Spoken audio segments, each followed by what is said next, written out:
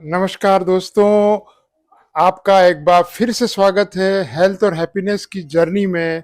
हमने बात की थी श्रद्धेय श्री पुष्प कुमार दीक्षित साहब से एक हेल्दी जीवन शैली, हेल्दी लाइफ स्पान के बारे में हमने पहले एपिसोड में बात की थी। आपके दूसरे एपिसोड में हम बात करेंगे मेंटल हेल्थ के बारे में, आत्मा की अंतर यात्रा के बारे में। और ये हेल्थ के लिए भी जरूरी है क्योंकि एक अच्छी हेल्थ के लिए चाहिए अच्छा भोजन, हेल्दी भोजन, अच्छा व्यायाम और अच्छी नींद, और सबसे बढ़िया चाहिए मेंटल स्टेट। तो मेंटल स्टेट अपने आप में कितना बड़ा सब्जेक्ट है कि इसको हमने अलग से इस एपिसोड में कवर करेंगे। हाँ, आपकी आंतरिक यात्रा के बारे में बात करेंगे। तो दीक्षित सर, एक बार फिर से आपको प्रणाम करता हूँ स्वागत है आपका। सर।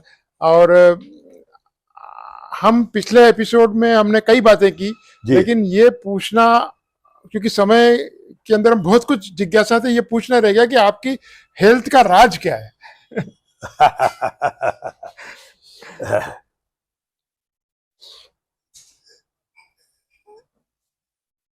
मैं देखता हूं कि औसत व्यक्ति मन का बहुत दुरुपयोग करता है। मन का दुरुपयोग करता है। औसत व्यक्ति मन का बहुत दुरुपयोग करता है। हम्म। वो समझता है कि मन खाली नहीं रहना चाहिए। अच्छा, हाँ सही बात है, वो एंगेज करता है, अपने आप को बिजी हर रखता है। किसी न किसी बात में व्यस्त रखता है। हाँ हाँ इसके विपरीत मैं अपने मन को ज्यादा से ज्यादा खाली रखता हूँ। हाँ, ये बहुत बड़ा पॉइंट है। हाँ अमनी अवस्था में रहते हैं आप। ये अमन की अवस्था, अमन ये यानी शांति, और अमन यानी मन के अभाव की अवस्था, हाँ, विचारों के अभाव की अवस्था। विचारों के अभाव में। तो आपको दिन भर में विचार चलते हैं सर कि बिल्कुल ब्लैंक ब्लैंक रहता है? मेरे दिन में विचार बहुत कम आते हैं। अच्छा, तो कोई काम होता है, कुछ टास्क रहता है कोई, तो आपके विचार आते हैं? आते हैं, हाँ। काम की पूर्ति के लिए आते हैं? काम की पूर्ति के लिए आते, अन्यथा कोई विचार नहीं आते। हाँ, तो ये बहुत महत्वपूर्ण है। मेंटल हेल्थ की बात तो आप छोड़िए, फिजिकल हेल्थ के लिए भी जरूरी है, क्योंकि अगर आप मेंटली फिट है तो फिजिकली फिट रहेंगे। और फिजिकल हेल्थ के लिए ये जरूरी है कि आप बहुत ज्यादा विचारों की उहापोह में ना रहें। हाँ और ये सर, इसका क्या, किसको श्रेय देंगे कि लोगों के तो मन विचारों से भरे हुए हैं, मतलब हाँ आंधी तूफान चल रहे हैं, हाँ, और आप कैसे खाली रख पाते हैं? ये मेरे गुरु की कृपा से है। अच्छा। मेरे जो गुरु थे ग्वालियर में, जी। ठाकुर मान सिंह, ठाकुर मान सिंह जी। हाँ, उन्होंने मुझे मेरी कुंडलिनी जागृत कर दी। कुंडलिनी जागृत हुई तो हाँ, उसके बाद विचार कम हो गए। विचार कम हो गए। ठीक है। तो भारतीय दर्शन के अंदर कुंडलिनी जागरण एक बहुत ऊंची चेतना की अवस्था मानी जाती है हाँ, दोस्तों। वो और बड़ा सौभाग्य है। हाँ, और ये हमारा सौभाग्य है। आप एज ए ऑडियंस जब सुन रहे हैं तो ये आपका भी सौभाग्य है कि हम एक ऐसे व्यक्तित्व के साथ आपको रूबरू करा रहे हैं जो जागृत चेतना के साथ अभी शरीर में है, और हमारे को अपने अनुभवों का लाभ। हम प्रति रविवार यहाँ आते हैं। जेके सर्कल एक सर्कल है, मैं इस बारे में बता दूं, चूंकि सोल स्पान की बात की चल रही है, आत्मा की अंतर यात्रा की। पिछले लगभग 30-35 वर्षों से ये चल रहा है, जय कृष्णमूर्ति स्टडी सर्कल जो चल है रहा है। वो सर के मार्गदर्शन में चल रहा है। सर उसके संस्थापक हैं, फाउंडर हैं, और आज भी अनवरत वो सभा का संचालन करते हैं। हाँ और इसी कक्ष में जहाँ आप ये वीडियो देख रहे हैं, हम शूट कर रहे हैं, यहाँ पर ये सभा संचालित होती है। अभी कल ही मीटिंग यहाँ पर हाँ, थी, हुई थी। और अगले संडे को फिर हम मिलेंगे। तो एक इनलाइटेंड पर्सन, कुंडलिनी जागृत होना, और वैज्ञानिक दृष्टि से इसके अलग मतलब निकाले जा सकते हैं, लेकिन आध्यात्मिक यात्रा में ये बहुत महत्वपूर्ण घटना है। तो हम उसके बारे में भी बात करेंगे। तो मेंटल हेल्थ जो है, जो चिंता है, तनाव है, क्रोध है, ये ईर्ष्या है, इन सब चीजों से मुक्त कैसे रह पाते हैं आप? मेरे जीवन में नेगेटिव इमोशंस है ही नहीं। नेगेटिव इमोशंस, काम क्रोध वगैरह है ही नहीं। ओके। हाँ, तो ये देखिए, हमारे को सबसे ज्यादा समस्या यह है कि कोई क्रोध से ग्रस्त है, कोई मोह से ग्रस्त है, कोई यस ईर्ष्या और कुंठा से ग्रस्त है, कोई चिंता में मरे जा रहा है, यस, नेगेटिविटी से ग्रस्त कुछ है। भी नहीं है ये मेरे जीवन। सारे जो विकार हैं, ये आपकी ऊर्जा को क्षय करते हैं, शरीर को बीमार करते हैं। हाँ सर 97 में आज हमारे साथ चर्चा कर रहे हैं, और बिल्कुल सर का सेंस ऑफ ह्यूमर जो है इतना जबरदस्त है। बीच बीच में हम हंसी के ठहाके बिल्कुल लगाते रहते हैं इस मीटिंग के अंदर, क्योंकि जो अलर्टनेस है सर का वो पूरा मौजूद है, क्योंकि वो प्रेजेंट में जीते हैं, क्षण में जीते हैं। तो इन विकारों से आप मुक्त हैं। तो ये चमत्कार कैसे कर पाए सर? कोई हमारे ऑडियंस के लिए कोई ऐसा फार्मूला कैप्सूल? फार्मूला कुछ नहीं है, वो मेरा सौभाग्य था कि मैं गुरु मिल गए ठाकुर मान सिंह के.एस. ग्वालियर में, और उन्होंने मेरे को ये कहा कि तुम्हें कुछ नहीं करना है। ये बहुत अद्भुत बात है कि हम जय कृष्णमूर्ति स्टडी सर्कल में जब बैठते हैं तो जय कृष्णमूर्ति जो है वो गुरुडम के पूरे खिलाफ रहे हैं, हाँ, लेकिन ये एक आश्चर्यजनक कंट्रास्ट हमें देखने को मिलता है कि सर जेके सर्कल का संचालन करते हैं, संचालन करने के अलावा संस्था को उन्होंने, संस्थापक हैं जेके सर्कल के, लेकिन गुरुडम को नकारते नहीं है। गुरुडम के पूरा आदर्श है, मेरे गुरु आदर्श है, पूर्ण आदर के साथ, आदर्श मानते हुए गुरु को वो आदर पूर्वक स्वीकार करते हैं। तो सर ये जो विरोधाभास है कि जय कृष्णमूर्ति गुरुडम को नकारते हैं और आप ठाकुर मान सिंह को अपना गुरु मानते हैं, तो उन्होंने मेरा जीवन वो कर तो दिया। आप दोनों के बीच में अपने को कैसे संतुलित पाते हैं कि जय कृष्णमूर्ति से विरोध में है कि आप कि क्या कि गुरुडम के खिलाफ होना, जय कृष्णमूर्ति का जो वक्तव्य आप उससे असहमत है?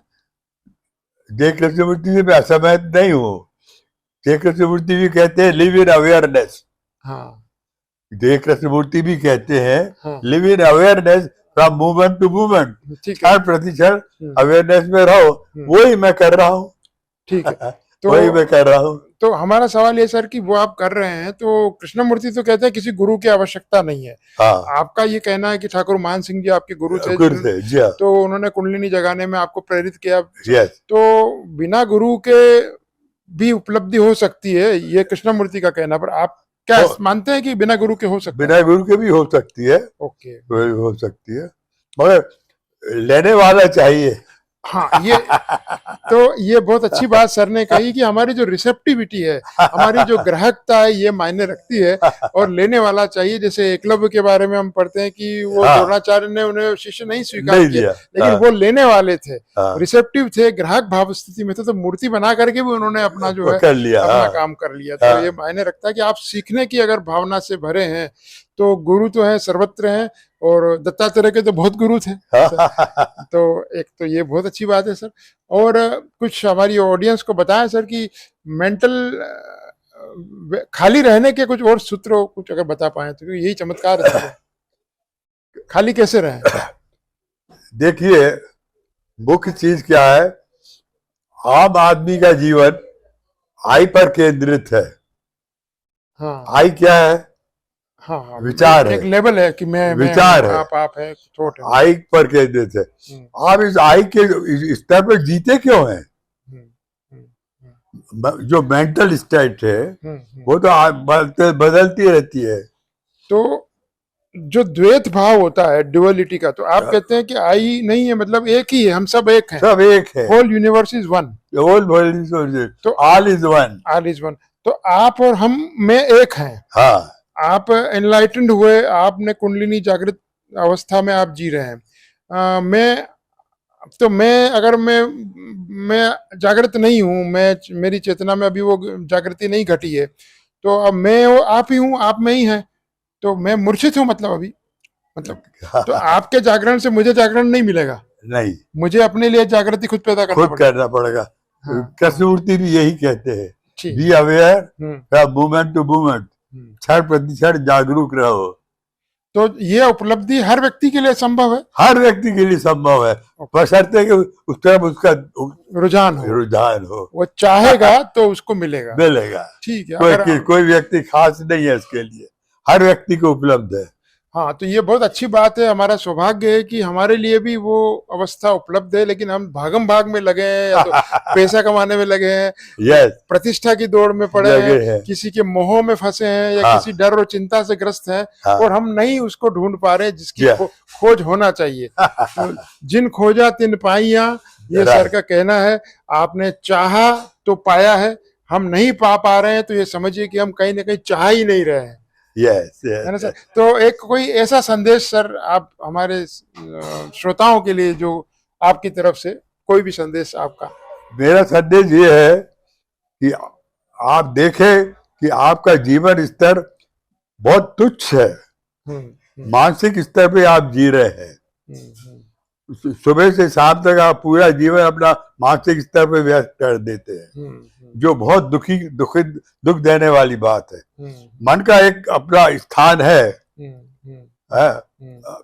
आप मेरे पास यहाँ आए हैं, चर्चा कर रहे हैं, ये मंच के द्वारा संभव हुआ है। तो मन को एक यंत्र के जैसे उपयोग करें। हाँ, मगर बाकी समय में उसको खाली रखें। जैसे एक टीवी के बारे में कहते थे कि बुद्धू बक्सा है, तो ये जो हमारा दिमाग है ये भी एक बुद्धू बक्सा है। अगर इसको आपने नियंत्रित नहीं किया है, अपने हिसाब से नहीं है, जैसे एक टीवी अपने आप चल पड़े, रिमोट में आप स्पोर्ट्स चैनल लगा रहे हो, म्यूजिक चैनल चल पड़े, तो हम कहेंगे टीवी गड़बड़ है।